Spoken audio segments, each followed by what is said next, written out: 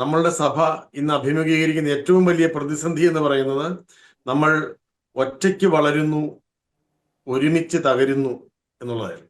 നമ്മളുടെ സഭ ഒറ്റയ്ക്ക് വളരുകയാണ്.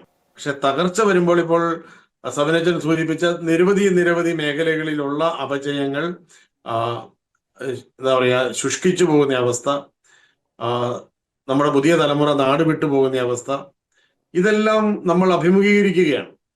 അപ്പോൾ തകർച്ച വരുമ്പോൾ ഒരുമിച്ച് ഒരു സമുദായം എന്നുള്ള നിലയിൽ നമ്മൾ ഒരുമിച്ച് തകരുകയാണ്. വളർച്ചയുടെ കാര്യം പറയുമ്പോൾ ഈ ഒരുമിച്ച് തകർന്നുകൊണ്ടിരിക്കുന്ന ഈ സമുദായ അംഗങ്ങൾ ഒറ്റയ്ക്ക് വളരാനാണ് കൂടുതൽ താല്പര്യം കാണിക്കുന്നത്. നമ്മളുടെ സഭയുടെ ഘടന തന്നെ അത്തരത്തിലുള്ള ഒരു പ്രാദേശികമായി അല്ലെങ്കിൽ റീത്തിന്റെ പേരിൽ ഇങ്ങനെ പലതരത്തിൽ ഉള്ള പല സെഗ്മെന്റ്സ് ആയിട്ടാണ് നമ്മുടെ സഭയുടെ ഘടന. അതുകൊണ്ട് തന്നെ ഓരോ റീത്തിനും അല്ലെങ്കിൽ ഓരോ സഭാ സമൂഹങ്ങൾക്കും, ഇപ്പോൾ ഇവിടുത്തെ ക്രൈസ്തവ സമൂഹത്തെ ഒന്നാകെ എടുക്കുകയാണെങ്കിൽ വിവിധ സഭാ സമൂഹങ്ങളാണ് ഉള്ളത്. ഞാൻ എല്ലാ സഭാ സമൂഹങ്ങളുടെയും തനിമയെ ആദരിക്കുന്ന വ്യക്തിയാണ്. ആ ആദരവോടുകൂടിയാണ് ഞാൻ സംസാരിക്കുന്നത്. ആ ഓരോ സഭയുടെയും തനിമ നിലനിൽക്കുക തന്നെ വേണം. എന്നാൽ മാത്രമേ ആ സഭയ്ക്ക് വളരാൻ കഴിയുകയുള്ളൂ. എന്നാൽ ആ ഓരോ സഭയും തനിച്ച് വളർന്നാൽ മതി എന്ന് നമ്മൾ ചിന്തിച്ചുകൊണ്ടിരുന്ന ഒരു പരമ്പരാഗതമായ ഒരു ആന്തരിക അകൽച്ചയുടെ ഒരു ശൈലി ഉണ്ടായിരുന്നു നമ്മുടെ സഭകളുടെ വളർച്ചയിൽ എന്ന് ഞാൻ വിചാരിക്കുകയാണ്. ഉള്ളിലൊരു അകൽച്ചയുണ്ട് ഈ സഭകൾ തമ്മിൽ.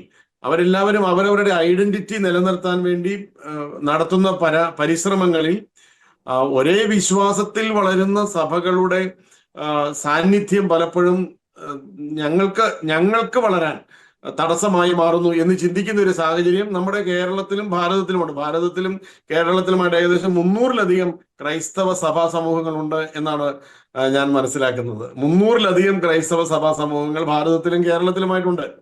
അപ്പോൾ ഞാനും അതിലൊരു സഭാ സമൂഹത്തിലെ അംഗമാണ്. അതുകൊണ്ട് ഒരു വ്യക്തി സഭകളുടെ യുണീക്നെസ്സിനെ, എന്താ പറയുക, തനിമയെ ഒരിക്കലും ഞാൻ ചോദ്യം ചെയ്യുകയല്ല. ഞാൻ കത്തോലിക്ക സഭയിലെ സീറോ മലബാർ സഭയിലെ അംഗമാണ് ഞാൻ. അപ്പോൾ അതുകൊണ്ട് തന്നെ എൻ്റെ സഭയുടെ